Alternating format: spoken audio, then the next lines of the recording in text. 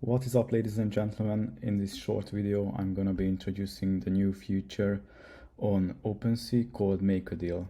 So if we go on our profile icon, you can see a new tab called Make a Deal, and what this enables us essentially is trading one NFT for another without the need of any Ethereum. Just the NFT itself is enough. So it's like bartering with NFTs. First of all, I search on a username that I want to trade with, and here you can see what the other party has in terms of NFTs. So first we choose an NFT from him that we want to acquire.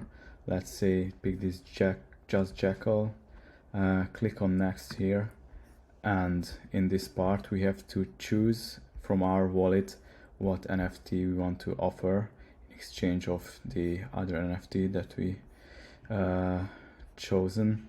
So in this case I'm gonna be picking this CryptoBot NFT, and optional we can add some wrapped Ethereum next to our offer. Let's do that.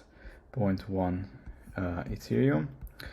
After we go next, here we can see a quick overview of the trade, and we have to choose the length of the trade or our offer, which ranges from 30 minutes up to 1 month. I'm gonna be doing 6 hours here, and then click on send deal.